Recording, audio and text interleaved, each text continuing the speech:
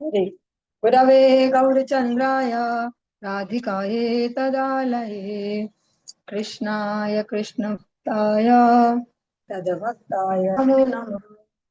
सर्वप्रथम भगवान के अभिन्न प्रकाश विग्रह श्री गुरुपाद पद्म पूज्य पात्र दंडी स्वामी अष्टोत्तर सत श्रीमद भक्ति प्रसाद विष्णु गोस्वामी गुरुदेव महाराज के पावन श्री चरण कमलों में असंख्य कोटि दंडवत ज्ञापित करते हुए उनकी अहेतुकी कृपा प्रार्थना करती हूँ। वे अपनी कृपा वर्षण करें जिससे निज कर्ता अभिमान भाव को छोड़कर एकमात्र उनकी वाणी के वाहक के रूप में अपना परिचय दे सकूं। परम गुरुदेव नित्य लीला कृष्ण विष्णु आशीष भक्ति दैत माधव गोस्वामी महाराज परमेष्ठ गुरुदेव जगत गुरु भक्ति सिद्धांत सरस्वती गोस्वामी ठाकुर प्रभुपाद वह समस्त गुरु परंपरा जय युक्त हूँ। सपार्षद श्रीमन नित्यानंद प्रभु श्री गौरहरि वृंदावन बिहारी श्री राधा गोपीनाथ भगवान जय युक्त हूँ। वे हम सभी पर अपनी कृपा वर्षण करें जिससे भगवान के पवित्र नाम और हरि गुरु वैष्णव सेवा में हम सभी की रुचि उत्पन्न हो। सायकालीन कक्षा में हम श्रवण कर रहे हैं श्री चैतन्य भागवत उसका अंत्य खंड का 9वां अध्याय हम श्रवण कर रहे हैं। आज इसकी 376 नंबर प्यार से प्रारंभ करेंगे। भृगुर वचन सुनी सब ऋषिगण निसंदेह है सर्वश्रेष्ठ नारायण। भृगुरे पूजिया बले सब ऋषिगण संशय छिंडिला तुम्ही भाल कैला मन। ये हमने श्रवण कर लिया था, कुछ और प्यारे भी श्रवण कर ली थी, उनको एक बार रिवाइज करते चलेंगे कि भृगु मुनि ने जब कंक्लूजन दिया सभी देवताओं को, वो सभी ऋषिगणों को कि सर्वश्रेष्ठ है भगवान नारायण, तो उन सब ने और जो ब्रह्मा जी और शिव जी उनके दिए गए अधिकारों से वे जगत में जो उन्होंने कर्तव्य दिए उनको संपूर्ण करते हैं। ये श्रवण करके सभी ने दृढ़ चित्त से भगवत भक्ति को अपनाया और ब्रह्मा और शिव जी की भक्तों के रूप में यत्न पूर्वक सेवा की। उसमें ये नहीं किया कि उनकी निंदाओं में लगे। चलिए आज हम इससे आगे श्रवण करेंगे। मूले कृष्ण प्रवेशिया भृगुर्देते कराइला भक्तिर महिमा प्रकाशिते ज्ञान पूर्व भृगुर ए कर्म कबुनाय कृष्ण बड़ाए न अधिकारी भक्त जय। वास्तव में भक्ति की महिमा के प्रकाशन के लिए कृष्ण ने भृगु के शरीर में प्रवेश करके यह सब करवाया। ज्ञान पूर्वक भृगु ऐसा कर्म कभी नहीं कर सकते। कृष्ण अधिकारी भक्त की महिमा बढ़ाते हैं। कह रहे हैं कि भृगु मुनि कभी भी सोच समझ के ऐसा नहीं कर सकते कि भगवान को जाके सीधे लात जमाए। भगवान ने उनके शरीर को उपयोग किया है उनकी महिमा को बढ़ाने के लिए, अपनी नहीं भृगु मुनि की महिमा को बढ़ाने के लिए। चाहे वो सुदामा जी का हम प्रसंग सुनते हैं, भगवान उनकी महिमा बढ़ाने के लिए इस प्रकार से करते कि जाते हुए कुछ नहीं देते उनको, वही फटे कपड़े पहना के वापस भेज देते हैं, क्योंकि इसी से सभी को क्लियर होगा कि ये कैसा आचरणशील ब्राह्मण है। बाकी सब यहाँ आए पर उनके हिसाब किताब बदल गए वापस जाते हुए। एकमात्र यही है जो आया भी ऐसा था और जा भी ऐसा ही रहा। ऐसे भृगु महिमा की जो भृगु जी की जो महिमा है उसको भगवान आज बढ़ा रहे हैं। विरिंचि शंकर बढ़ाई ते कृष्ण जाय भृगुरे हैला खुद दिखाइया भाई। विरिंचि एवं शंकर ने, विरिंचि ब्रह्मा जी एवं शंकर ने कृष्ण की महिमा बढ़ाने के लिए भृगु को भय दिखाकर उनके प्रति क्रोध लीला का प्रकाशन किया। भक्त सब इन गाए नित्य कृष्ण जाय कृष्ण बड़ा ये न भक्त जया अतिशय। सभी भक्त वृंद जैसे नित्य कृष्ण का जयगान करते हैं उसी प्रकार कृष्ण भी भक्तों की अतिशय महिमा बढ़ाते हैं। जैसे ये यथामाम प्रपद्यन्ते तथा भजामि, जो रात दिन भगवान का यश बढ़ाते रहेंगे, भगवान की स्तुतियां गाएंगे, सब जगह भगवान को हाईलाइट करेंगे, भगवान भी वही करेंगे। ये यथामाम प्रपद्यन्ते तथा भजामि, जो जैसा करता है मेरे साथ मैं वैसा करता हूँ उसके साथ। तो भगवान भी फिर रात दिन उन भक्तों की महिमा बढ़ाने में लग जाते हैं। अधिकारी जिन जिन भी लोगों को इस जगत में प्रतिष्ठा की आशा होती है कि हमारे जय जयकार हो, लोग हमें जाने, हमें पूछे, उनके लिए बहुत ही सरलतम उपाय है वे भगवान का यश गान करना प्रारंभ कर दे। भगवान की कथाएं सुनाए लोगों को, भगवान का कीर्तन करे, भगवान के बारे में बताएं, तो ऑटोमेटिक उनका यश बढ़ने लग जाएगा। और इस भौतिक जगत में स्वयं का यश बढ़ाने जाएंगे, कोई नहीं बचा पाएगा, कोई बढ़ने नहीं देगा। आसपास वाले जो जो भी हो, कोई यश बढ़ने नहीं देगा। किसी को भी यहाँ किसी का यश बढ़ते देखना अच्छा नहीं लगता, पर भगवान एकमात्र ऐसे जिनको बहुत आनंद आता है, तो भगवान का यश बढ़ाए, भगवान उनका यश बढ़ाते हैं। अधिकारी वैष्णवेर ना बुझी व्यवहार, ये जन निंदा ये तार नायक निस्तार। अधम जनेर ये आचार्य, अधम जनेर ये आचार्य ये न धर्म, अधिकारी वैष्णवे वो करे से ही कर्म। अधिकारी वैष्णव के व्यवहार को समझे बिना जो व्यक्ति उनकी निंदा करता है उनका निस्तार नहीं है। अधम जनों का जैसा आचरण एवं धर्म होता है, अधिकारी वैष्णव भी वैसा कर्म करते हैं। मतलब लगता है देख के कि जो ऐसे उच्च वैष्णव है उनकी क्रियाएं भी कभी कभी इस प्रकार से लगती हैं अधम व्यक्तियों जैसी, पर वास्तव में ऐसा नहीं है।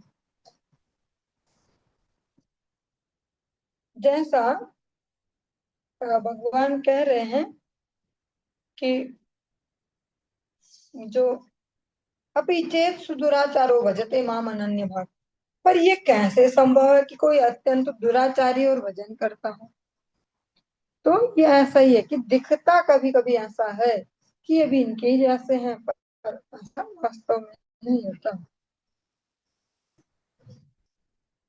कृष्ण कृपा से यहाँ जानिवारे पारे, ये सब संकट के हमारे के हतरे। केवल कृष्ण की कृपा से ही उसे जानना संभव है। इन सब संकटों में से फंसे कोई मरता है, कोई तरता है। मतलब जो श्रेष्ठ जन है उनमें चरित्रों में दोष दर्शन करके अपराधग्रस्त होते हैं। सब इथे देखी एक महाप्रतिकार, सबारे करीब स्तुति विनय व्यवहार। अज्ञा लई बेक कृष्ण रे शरण, सावधाने सुनिवेक महंत वचन। तबे कृष्ण तारे देन हिन दिव्यमति, सर्वत्र निस्तार पाया नाठे का एक अति। इससे बचने का एक ही महान प्रतिकार दिखाई देता है, सबके प्रति विनम्र व्यवहार करना चाहिए और सबकी स्तुति करनी चाहिए। अज्ञानी बनकर कृष्ण के शरण में जाना चाहिए और सावधान होकर महांत वचनों को सुनना चाहिए। ऐसा होने से कृष्ण उन्हें इस प्रकार की दिव्य मति प्रदान करते हैं कि वे सर्वत्र संकट से त्राण मिल जाता है, वे कभी नहीं है। बहुत बड़ा शॉर्टकट बताया कि किससे हम अपराधों से बच सकते हैं। ऐसे अज्ञ की भांति, मूढ़ की भांति रहे चुपचाप, ऐसे ज्यादा पता ना हो जिसको, भगवान को हमेशा स्तुतियां करें। जो अपने से श्रेष्ठ जन है उनके समक्ष विनम्र रहे, उनकी वाणी ध्यान से सुने। इस प्रकार से हम कभी फंसेंगे नहीं।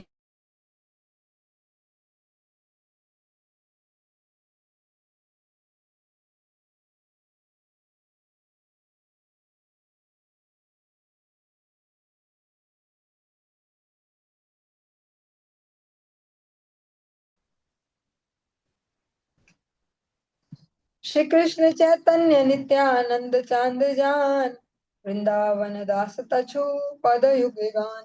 श्री कृष्ण चैतन्य तथा नित्यानंद चांद जिनके जीवन है, वे वृंदावन दास उनके युगल चरणों में उनकी महिमा का गान कर रहे हैं।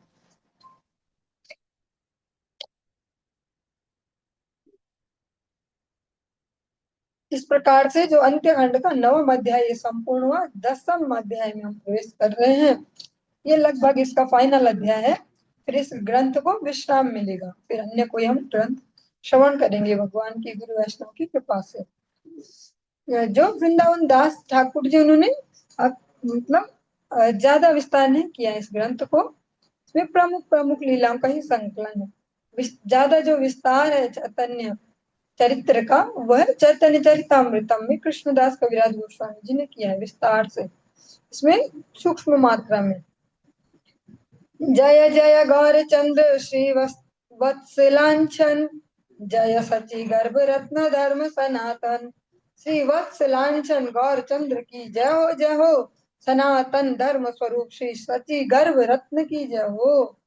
जय संकीर्तन प्रिया गौरांग गोपाल, जय शिष्ट जन प्रिया जय दुष्ट काल। भक्त गोष्ठी सहित गौरांग जय जय, सुनीले चैतन्य कथा भक्ति लभ्याय।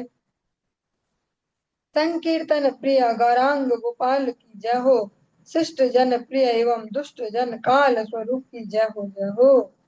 भक्त गोष्ठ के साथ गौरांग की जय हो, जय हो। चैतन्य कथा सुनने से भक्ति की प्राप्ति होती है। हे नमते वैकुंठ नायक न्यासी रूपे, विहारे न भक्त गोष्ठी लइया कौतुके।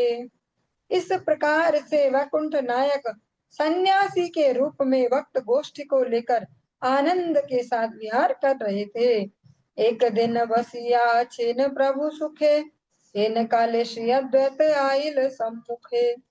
बसिले न अद्वैत प्रभु रे नमस्कारी, आसी अद्वैत रे क्या से न गौर हरि। संतों से भले न प्रभु कहत आचार्य, कोथा ते आइला करिया कौन कार्य। अद्वैत भले न देखी लांग जगन्नाथ, तबे आई लांग तुम्हारे साक्षात। प्रभु भले जगन्नाथ श्री मुख देखिया, तबे आर की करिला कहा देखिता हो। अद्वैत भले न देखी लांग जगन्नाथ, तबे करी लांग प्रदक्षिण पांच सात। एक दिन प्रभु आराम से बैठे हुए थे, उसी समय श्री अद्वैत आकर सम्मुख उपस्थित हुए।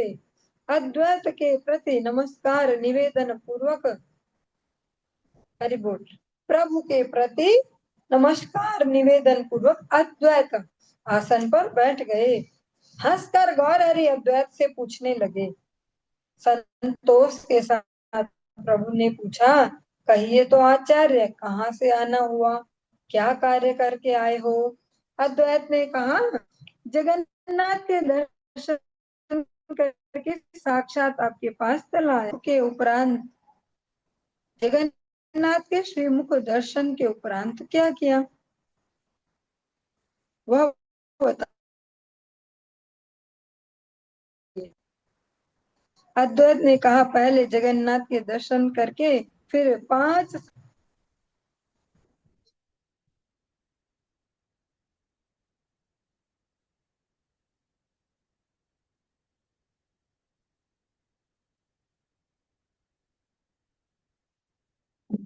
प्रदक्षिण सुनी प्रभु आसीते लागिला, हासी भले न प्रभु तुम्हें हारिला हारिला। प्रदक्षिण शब्द सुनकर प्रभु हंसने लगे। हंसकर प्रभु ने कहा, तुम हार गए हो, हार गए हो। आचार्य भले न की सामग्री हारी वारे, लक्षण दिखाओ तबे जिन्हें हमारे। आचार्य ने कहा, मैंने क्या खोया बताओ, लक्षण दिखाइए फिर मैं हार मानूंगा। प्रभु भले प्रभु भले सामग्री सुना हरिवार, तुम्हें ये करीला प्रदक्षिण व्यवहार। प्रभु ने कहा, जो तुमने खोया है उसके बारे में सुनो। तुमने जिस प्रकार से प्रदक्षिण व्यवहार किया है उसी में तुम्हारी हार हो गई है। यत क्षण तुम्हें यत क्षण तुम्हें पृष्ठ दिगेरे चलीला, तत क्षण तुम्हारे ये दर्शन नहीं ला। जब तक तुम पृष्ठ देश की ओर चले, मतलब भगवान के श्री विग्रह के ठीक पीछे वाली जब प्रदक्षिणा की होगी, तब तक तो तुम्हें दर्शन नहीं मिला होगा, तब दर्शन तो नहीं हो पाएगा भगवान का। अमियत क्षण धरी देखी जगन्नाथ, हमार लोचन आर नाया को था। कि दक्षिणे किवा वामे किवा प्रदक्षिणे, आर नहीं देखी जगन्नाथ मुख विने।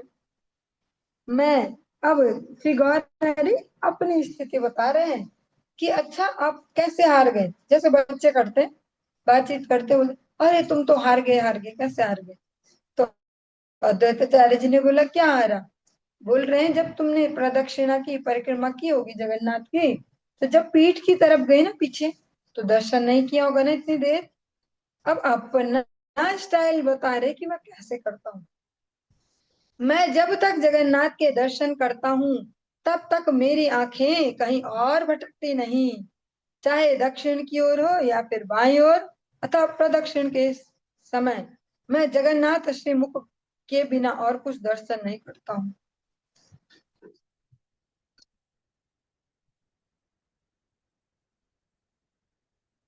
जो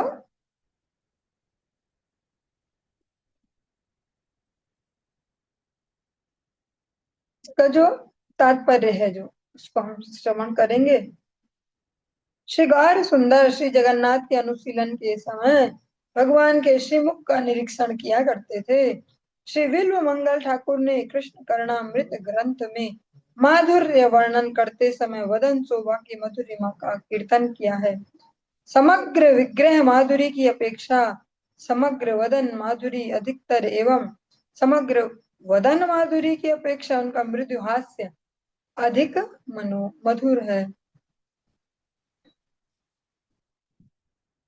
तो पूरा का पूरा विग्रह है उसकी बजाय जो भगवान के श्री अंग है उनकी मधुरता, उनमें से भी सर्वश्रेष्ठ है मुखमंडल की जो मृदुहास्य है उसका, उसकी मधुरता।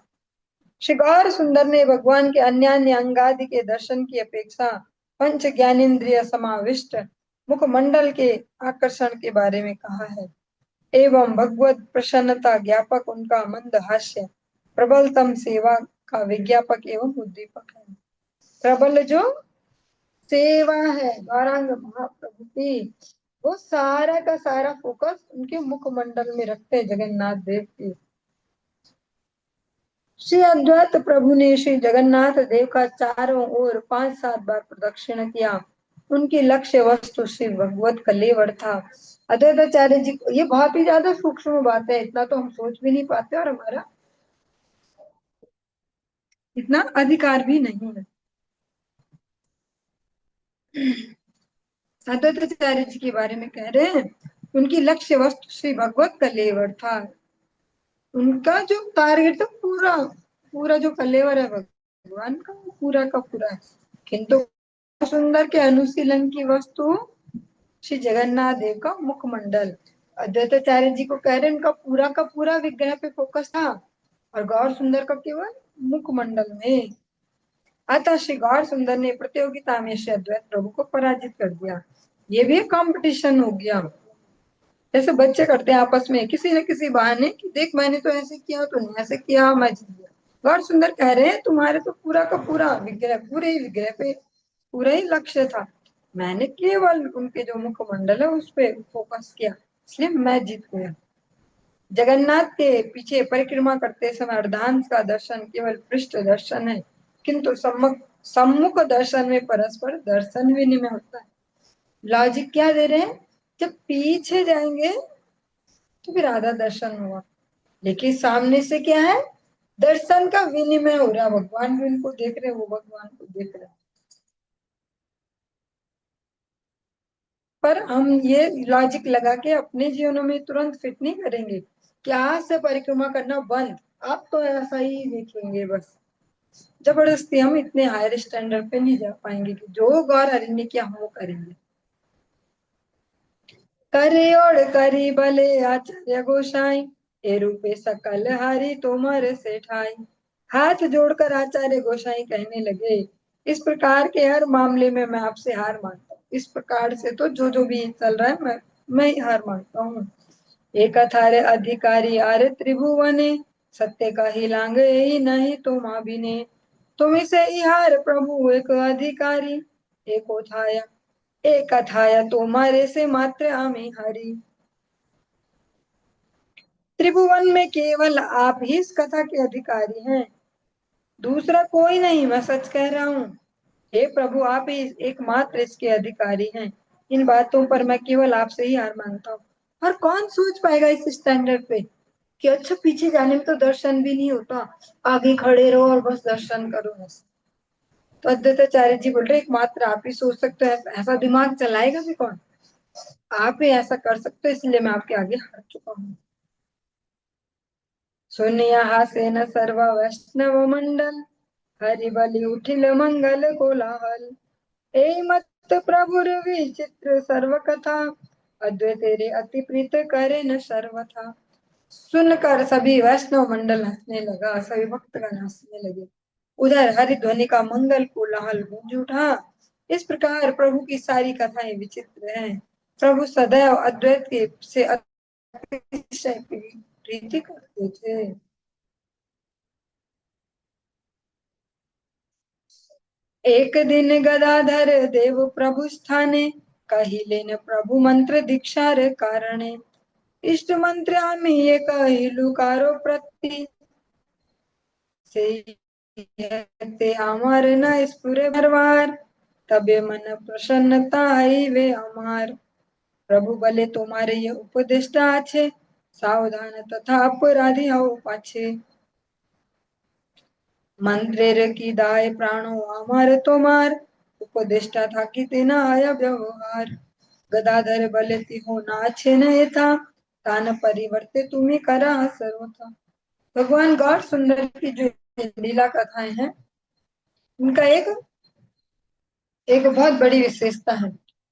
ये बहुत ही प्रासंगिक है। तो भक्तों का कैसा आचार व्यवहार होना चाहिए, उसको लेके इसमें बहुत सारे वैष्णव सदाचार की शिक्षाएं हैं। अब एक बहुत ही अच्छा सा प्रसंग हम श्रवण कर रहे हैं। आप सभी बहुत धैर्य से सुनते हैं और अधिक फोकस से सुनेंगे। एक दिन गदाधर देव ने प्रभु के समक्ष पूर्व मंत्र दीक्षा हेतु कुछ कहा। गदाधर ने कहा, मैंने अपना इष्ट मंत्र किसी से कह दिया है, तब से मुझे अच्छा नहीं लग रहा है। आप मुझे फिर से वह मंत्र सुनाइए, तभी मेरे मन को प्रसन्नता मिलेगी। जो मेरा दीक्षा मंत्र है, गुरु मंत्र है, मैंने किसी से कह दिया हुआ और तब से अच्छा नहीं लग रहा। आप फिर से एक बार रिचार्ज कर दीजिए, अच्छा लगेगा। प्रभु ने कहा, उपदेष्टा तो है तुम्हारे, तुम्हारे तो पहले ही गुरु है ना। सावधान, कहीं उनके निकट अपराधी मत बन जाना। मंत्र के बारे में क्या कहना, मेरे प्राण भी तुम्हारे हैं, परंतु तुम्हारे उपदेष्टा के रहते मैं वैसा नहीं कर सकता। गदाधर ने कहा, वे यहाँ नहीं है, उनके बदले आप ही करवा दीजिए। अब ये तो बहुत ही खतरनाक सा टॉपिक है, इसको थोड़ा विस्तार देना मेरे अधिकार से बाहर है। जैसे बहुत सारे अलग अलग कैटेगरी के भक्त होते हैं, जैसे 4 लाख कैटेगरी के मनुष्य हैं, शायद इनसे ज्यादा भक्त कैटेगरी होंगी। अलग अलग कैटेगरी के भक्त होते हैं, अलग अलग टाइप के भक्त हैं। कुछ कलाकार टाइप भी होते हैं, अलग अलग कलाकारियां करते हैं। तो इसीलिए इन लीलाओं के माध्यम से अलग अलग टॉपिक को अलग अलग एंगल से देखा गया कि क्या क्या हो सकता है इस भक्ति राज्य में, कैसे कैसे उत्पाद। गदाधर पंडित जी के गुरु हैं पुंडरीक विद्यानिधि, उनसे उन्होंने दीक्षा ली है। आज स्वयं भगवान है यहाँ पे, तो उनको कह रहे कि आप दे दो मुझे दोबारा मंत्र, क्योंकि मैंने किसी से बोल दिया तो वो मन में ठीक से नहीं चल रहा, तो आप रिचार्ज आप दे दो। तो उन्होंने कहा, तुम्हारे तो गुरु पहले ही हैं, तो गुरु के निकट अपराधी मत बनो कि मुझसे लो। ऐसा जैसे अनधिकार चेष्टा ही होगी। और अलग अलग कलाकार टाइप भक्त भी होते हैं, बहुत सारी कैटेगरीज होती हैं जिन्हें शौक होता है गुरु बनाने का। ऐसे ऐसा नहीं है कि वैष्णव गुरु छोड़ के दूसरा बना रहे, यहाँ भी अलग अलग साधुओं से अट्रैक्ट होते रहते हैं। किसी से कोई तार जोड़ेंगे, किसी से कोई तार जोड़ेंगे, ऐसे। तो थोड़ा बहुत, थोड़ा नहीं बहुत ज्यादा सावधानी चाहिए। वंदो मोहि सावधान माते, वंदो मोहि सावधान माते। या अपनी मर्जी से बहुत सारे गुरु बना लेते हैं हम, ये हमारे ऐसे गुरु, ये हमारे वैसे गुरु, ऐसे अलग अलग अलग टाइप के। और जो दीक्षा गुरुदेव है उनका अपमान करते हैं। अब अपमान यही तो नहीं होगा उनको 2 गालियां सुना देंगे, अपमान ये भी है। तो बहुत ही सेंसिटिविटी चाहिए भक्ति राज्य में, इसको ज्यादा खुल के बोला भी नहीं जा सकता। जिसके जैसे भाग्य हैं उनको वैसी शिक्षाएं मिलती हैं और वैसे ही आगे बढ़ते हैं। सबके अपने अपने भाग्य हैं। प्रभु भले तुम्हारे ये गुरु विद्या निधि, अनायासे तुम्हारे मिलिया दिव्य विधि। सर्वज्ञ चूड़ामणि जाने न सकाल, विद्या निधि शीघ्र गति आसिवे उत्काल। एथाई देखीवा दिन दशेर भीतरे, आई से न केवल आमारे देखीवा रे, निरवधि विद्या निधि हाय मोर मने, बुझिलांग तुम्ही आकर्षिया ताने। प्रभु ने कहा विद्या निधि ही तुम्हारे गुरु हैं, वे अनायास तुमसे मिलकर तुम्हें विधि प्रदान करेंगे। शांति रखो, धैर्य रखो। सर्वज्ञ चूड़ामणि प्रभु सब कुछ जानते हैं। प्रभु जानते थे कि विद्यानिधि शीघ्र ही उत्कल पधारेंगे। प्रभु ने गदाधर से कहा 10 दिन के भीतर उन्हें यही देख पाओगे। ये वे केवल मुझे देखने के लिए आते हैं। मेरे मन में निरंतर विद्यानिधि का स्मरण होता रहता है। लगता है तुम उन्हें आकर्षित करके यहाँ ला रहे हो। महाप्रभु ने नहीं बोला कि नहीं बैठो बेटा, तुम फटाफट आसन मेरे लिए लगाओ, आसन अपने लिए लगाओ, कल्याण। उन्होंने बोला शांति रखो, तुम्हारे गुरुदेव आएंगे, ये उनसे ही दोबारा जो भी तुम्हारी इच्छा हो उनसे करूंगी। तो बहुत ज्यादा सेंसिटिव है ये भक्ति राज्य। हम ऐसे अलग अलग टाइप के, जैसे जैसे अब भक्तों के लिए वातावरण और चौड़ा होते जा रहा है और खुला। पहले इतना सोशल मीडिया ज्यादा, ये सेंटर वो मंदिर वो वाले आचार्य ऐसा ऐसा ज्यादा था नहीं, तो ज्यादा नहीं। और अब तो एक टाइप का कंपटीशन टाइप का ये भक्ति राज्य में भी, कौन कितने हाईलाइटेड महाराज हैं, कौन अलग अलग कैटेगरी के हिसाब से भक्त ढूंढते रहते हैं। तो सब चलते रहता है। ऐसे भी बहुत सारे होते हैं, एक गुरु फिर दूसरा गुरु फिर तीसरा गुरु फिर पहला ही गुरु, ऐसा चलते रहते, अलग अलग कैटेगरी है। इसीलिए कहा 4 लाख टाइप के मनुष्य, उससे ज्यादा कैटेगरी भक्तों की। तो पर सूक्ष्मता बहुत ज्यादा चाहिए इस जीवन में। इतना इजी नहीं है chant Hare Krishna be happy. बहुत ज्यादा सूक्ष्मता सीखनी पड़ती है। गदाधर पंडित को स्वयं श्री महाप्रभु ने कहा शांति रखो, तुम्हारे गुरुदेव आएंगे, फिर हो जाएगा। ए मत प्रभु प्रिय गदाधर संगे, कान मुखे भागवत सुनी था के रंगे। गदाधर पड़े न सम्मुखे भागवत, सुनिया प्रकाशे प्रभु प्रेम भावयत। इस प्रकार से प्रभु प्रिय गदाधर के संग रहते हुए उनके मुख से आनंद के साथ भागवत सुनते रहे। जो भी भक्त है, जो भी शिष्य है, शिक्षा गुरु हो उनके दीक्षा गुरु हो, अगर उनमें स्वयं अनुशासन है, धैर्य है, तो वे शिक्षाएं उन तक पहुंचती ही जाएंगी, भगवान उपलब्ध सब कराएंगे। और जिनमें स्वयं में अनुशासन नहीं है तो 1000 गुरु भी बदल लेंगे, कुछ ज्यादा होगा नहीं। इसको दृढ़ता से जो भक्त धारण करते हैं, धैर्य से चलते हैं, एक आश्रय में भी ठीक से सीखते जाते हैं। इस प्रकार से प्रभु प्रिय गदाधर के संग रहते हुए उनके मुख से आनंद के साथ भागवत सुनते रहे। गदाधर प्रभु के सम्मुख भागवत पढ़ते रहे। गदाधर पंडित प्रभु को भागवत सुना रहे हैं। भागवत सुनकर प्रभु संपूर्ण प्रेम भाव प्रकाशित करते थे। वही भागवत हम भी सुनते हैं, ज्यादा कुछ नहीं होता मन में, बस थोड़ा कानों में होता है कि हम अच्छा सुन रहे हैं, इससे रोज बढ़िया होगा, ऐसा कुछ ज्यादा भाव नहीं आ पा रहे अभी, क्योंकि उतनी निष्ठा नहीं है उस ग्रंथ में भी। और गुरु वैष्णव सेवा भी उतनी दृढ़ता से नहीं हुई। कर्म बंधन इतना हैवी, अभी प्रारब्ध इतना प्रबल है कि भागवत भी नहीं, मधुर नहीं लगती। इतना तक तो अब भाव आ गया कि डेली सुनना है हमें, डेली सुनना। पर चलिए इसको भी लगातार करते जाएंगे तो अपग्रेडेशन होते जाएगा। महाप्रभु जब स्वयं सुनते हैं, स्वयं श्री भगवान अपने ही वांग्मय स्वरूप को जब सुन रहे हैं, तो पल पल में उसमें प्रेम भाव प्रकाशित उनके होते हैं। प्रहलाद चरित्र आर ध्रुवेर चरित्र, तथावृत्ति करिया सुनेन सावहित। आर कार्य प्रभुर नायक अवसार, नाम गुण बले न सुनेन निरंतर। जो हम सुन रहे हैं ना, अब उसको और ध्यान से सुनेंगे। सब कुछ ही ध्यान से सुनते हैं, पर जितना आगे बढ़ते जाएंगे और फोकस बढ़ाना होगा। हम सभी में एक गुण है बहुत बढ़िया सा, कि हम सभी को ध्रुव जी और प्रहलाद जी की कथा याद हो चुकी है, और हमें पता चल गया कि हमें आती है ये कथा, हमें याद हो गई है। तो ज्यादा इंटरेस्ट भी नहीं होता उसमें कि कोई बोले ध्रुव जी की कथा सुनाए क्या, ध्रुव जी की, हाँ सुनाओ ना सुनाओ, बहुत इंटरेस्टिंग, ऐसा नहीं लगेगा। ज्यादा क्या उसमें, वही सुनो सुनीति सुरुचि बोलेंगे, उनका बेटा उत्तम, फिर उनका ध्रुव, फिर गोदी में बैठने का हुआ, फिर नीचे उतारा, जंगल गए, तपस्या करी, ऐसा वैसा, फिर राज क्या हो गया। हमें तो पूरी आई गई है, ऐसे प्रहलाद जी की भी सबको आई गई है कि ऐसे ऐसे थे, माँ ऐसी थी, पिताजी ऐसे थे, ये हुआ, तब ये किया, वो किया, प्रहलाद नरसिंह भगवान आए, सब काम तमाम और राजा बने रहो। लेकिन जो हम सुन रहे हैं ये स्वयं श्री भगवान है। भगवान इन चरित्रों को कैसे अटेंशन देते हैं हम उसको श्रवण करेंगे। इसीलिए जो गौर चरित्र है, आज भगवान स्वयं भक्त के रूप में आए हैं। क्यों?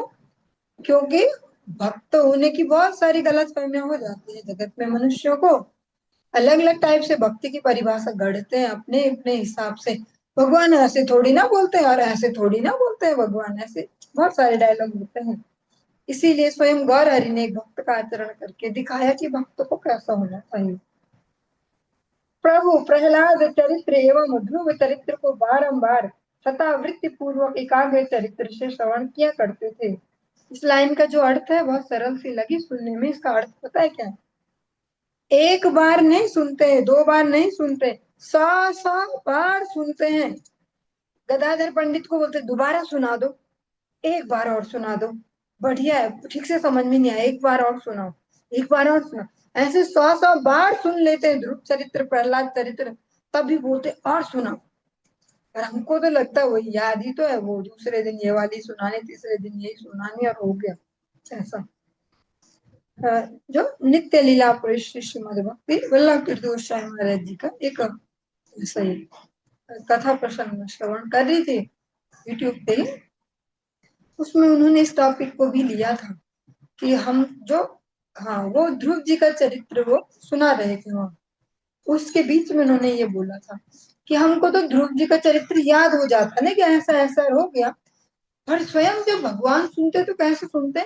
100 बार सुनते और बोलते और सुनाओ, और सुनाओ, अभी तो मंत्रित नहीं हुआ, और सुनाओ, 101वीं बार भी सुनाओ, 102वीं बार भी सुनाओ, ऐसा बोलते हैं कि भगवान इसको बार बार सुनते हैं। और हमें लगता कि हो ही तो गया ऐसा। किसी और कार्य है तो प्रभु को अवसर नहीं था। प्रभु निरंतर नाम गुण का श्रवण कीर्तन किया करते हैं।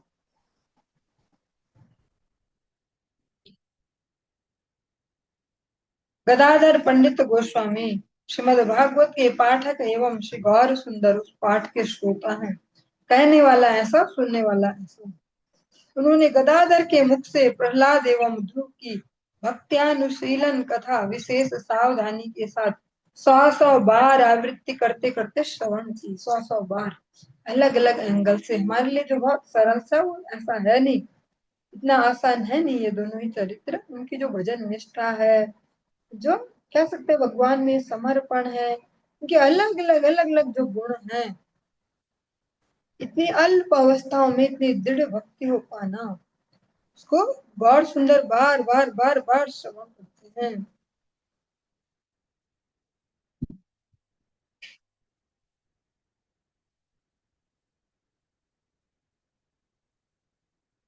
भागवत पाठे गदाधर महाशय, दामोदर स्वरूपेर कीर्तन विषय। एकेश्वर दामोदर स्वरूप गुण गाय, विभल हैया नाचे श्री गौरांग राय। अश्रुकंप हास्य मूर्छा पुलक हुंकार, यत किंतु आछे प्रेम भक्तिर विकार। मूर्तिमंत सबे थके ईश्वरेर स्थाने, नाचे न चैतन्य चंद्र इहा सभासने। दामोदर स्वरूपेर उच्च संकीर्तन, सुनिले न थाके बाह्य पड़े से क्षण। गदाधर महाशय भागवत पाठ एवं स्वरूप दामोदर कीर्तन किया करते थे। एकेश्वर दामोदर, जो एकेश्वर स्वरूप दामोदर द्वारा गुण कीर्तन में श्री गौरांग राय विवल होकर नृत्य करते, अकेले अकेले ही नृत्य कर रहे हैं उनके कीर्तन में, अकेले। अश्रु कंप हास्य मूर्छा पुलक हुंकार आदि प्रेम भक्ति के जितने विकार हैं वे सब मूर्तिमंत होकर ईश्वर में दिखाई देते थे। श्री चैतन्य चंद्र इन सब विकारों के साथ नृत्य करते थे। स्वरूप दामोदर का उच्च संकीर्तन सुनने मात्र से प्रभु बाहरी सुध बुध खो बैठते थे और उसी क्षण गिर पड़ते थे। गदाधर पंडित जी का जो स्पेशलाइजेशन है वो भागवत जी में, और जो स्वरूप दामोदर है उनका है कीर्तन में। इसलिए भगवान जो स्पेशलिस्ट है उनसे श्रवण करते हैं, जो जिस सब्जेक्ट का स्पेशलिस्ट उससे वो, तभी हम अच्छे से उसको ले पाएंगे।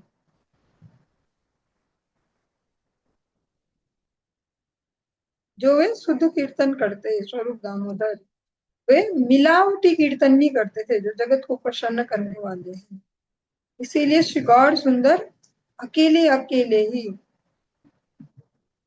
उनके कीर्तन का आनंद लेते और वे भी अकेले ही भगवान का चित्त विनोदन करते, भगवान को प्रसन्न करते, ऐसा कीर्तन करते।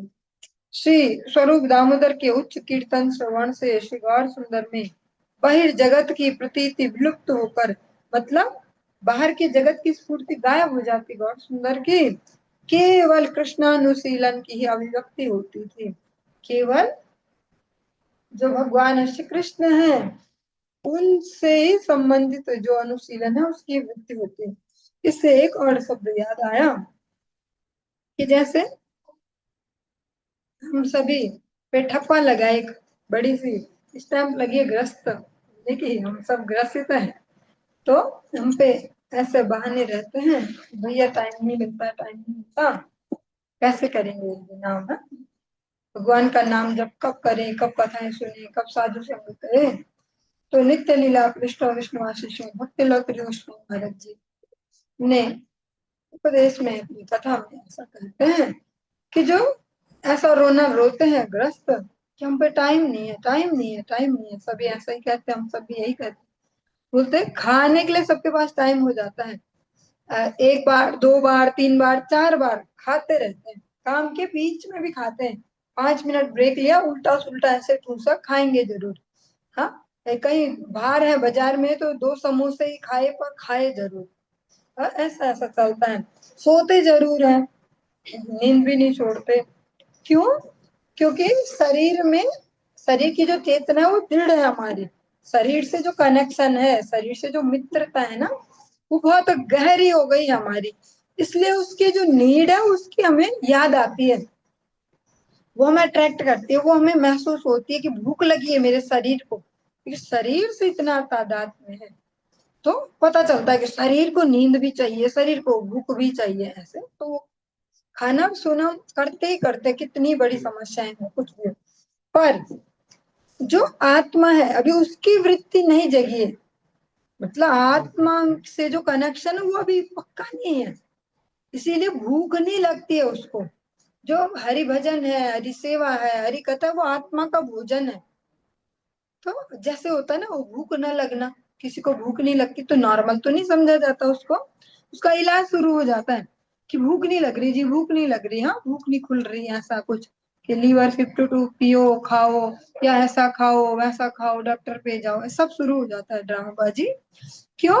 क्योंकि शरीर से मैं बुद्धि प्रबल है, शरीर को हमने जगा दिया है, शरीर की चेतना जग गई है, तो उसकी सारी नीड्स का हमें पता चलता है प्रॉपर कि आजकल ना बहुत सिर दर्द हो रहा है, ढंग से सोने को नहीं मिल रहा है, भारी भारी हो रहा है दिमाग, ऐसे तो उसको हम ऐसे कह सकते हैं, अनुभव कर पाते हैं हम, हमें पता चलता है कि गड़बड़ हो रही है कुछ, पर ऐसे आत्मा का पता नहीं चलता है।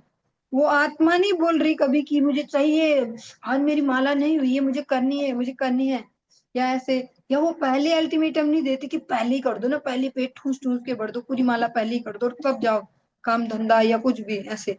तस्मात् सर्वेषु कालेषु मां मनुष्मरित, भगवान ने इसलिए अच्छा सुझाव पहले दिया, पहले पेट भर लो मेरे नाम से फिर युद्धों में जाओ, ऐसे ही।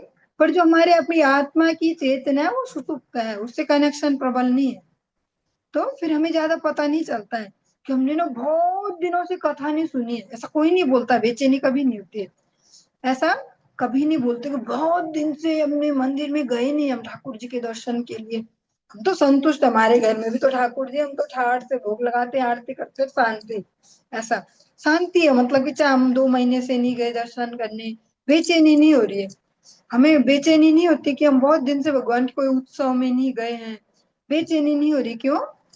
वैसे तो लगता है कि शायद उसको हम दूसरे एंगल से देखते हैं सुतुप्त अवस्था में कि हम ठीक से करें, सुबह टाइम पे उठ रहे हैं, हमने ठाकुर जी की ठीक से टाइम पे आरती करें, अपना ये रूटीन, वो जो मैकेनिकली जो चल रहा है रूटीन, इतने बजे उठते, इतने बजे ये कर लेते, इतना ऐसा ऐसा ऐसा सब, पर उसमें वो बेचैनी नहीं हो रही है कि कब से साधु संग नहीं किया, कब से कुछ ऐसी प्रत्यक्ष में कोई हरि कथा नहीं सुनी, प्रत्यक्ष में कोई कीर्तन मैंने अटेंड नहीं किया, वो या नाम जप नहीं हो रहा हो। क्यों?